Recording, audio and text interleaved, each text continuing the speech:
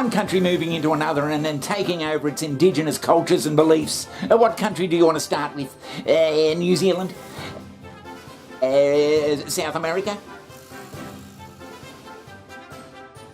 Yeah, Johnny, not those particular countries at the moment, but the one I want to talk about is England. England? Britain? I've got a feeling.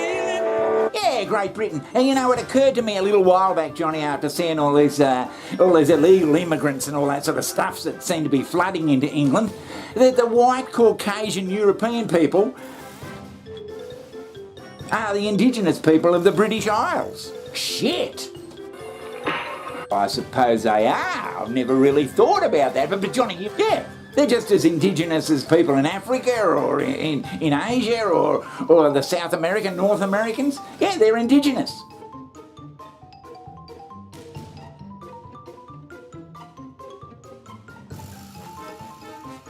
So why, after all the evidence of the last 1,000 years or so of other people moving into a country and taking it over, eventually taking it over, but slowly or with a war or whatever, all the evidence of how shitty that's turned out, no wonder people in Britain might be a little bit upset. Yeah, and this bloke here, he reckons there's the actual agenda. An agenda that is working behind the scenes to get the good people of England used to being minority in their own land. So naturally, the Poms, the English, are going to be a bit bloody jumpy. The BBC are Marxist tossers. For some time now, they have been deliberately socially conditioning the British people to accept the day when we are a minority in our own countries. They have been deliberately and continuously overrepresenting minorities in their shows, so blatantly that it cannot be an accident. The campaign for common sense highlighted the misrepresentation of ethnicity in BBC dramas set in the present day. Black people and Asians are consistently shown in disproportionate numbers in modern dramas on the BBC, and are almost invariably given important positions, such as surgeons, judges, senior police officers, etc., etc. To give an example, one drama which was singled out for being particularly misrepresentative in the report is the police thriller series called The Responder. Now, Responder is set in Liverpool, and roughly half the police officers in the programme were black or Asian. In reality, 0.5% of police officers in Liverpool are black and 0.4% of South Asian origin. To put it bluntly, the BBC deliberately inflated the proportion of ethnic minority police officers. In reality, just 1% of the Liverpool police are minorities, but the series showed them as 50%. That's 50 times their actual numbers. Well, maybe he's got a point there, and maybe he doesn't. Johnny, the British people are the indigenous people of their land, and they should be offered the same bloody respect that we would hope to give other indigenous peoples around the world in the running of their country. But Johnny, does it really matter that England's going to be full of black people, Asians and that sort of thing, and that the English culture will eventually die out? Does it really matter? This, as we all know, is part of a very deliberate attempt to get the masses to accept the massive demographic changes that are currently occurring within Great Britain and have been for some time. People won't notice these changes because they already think the population is extremely diverse due to this propaganda.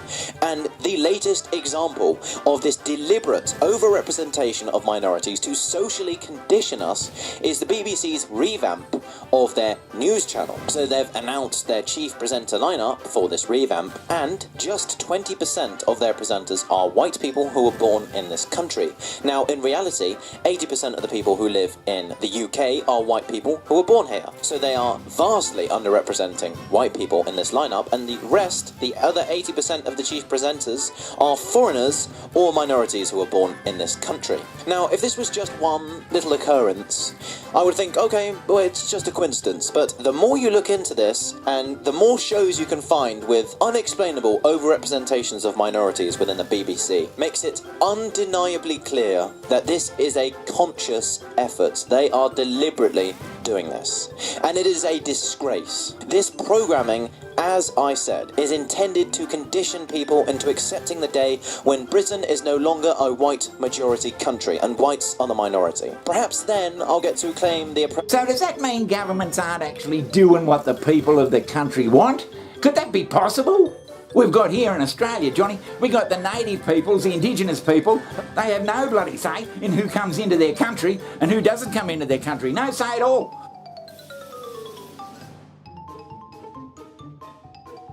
Same in the US. You got the poor old Indians, the Native American people living in bloody shitty bloody reservations. And they have no say at all. Do they want all the Mexican people coming across the border? Has anyone asked the Native American people how they feel about that?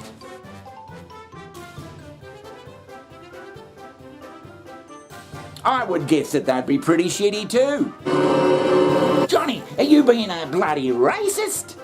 Racist? Yeah, it probably is, I don't know. But I'm just saying what's going on. Well, yeah, I mean, a few years back it would be inconceivable to me, Johnny.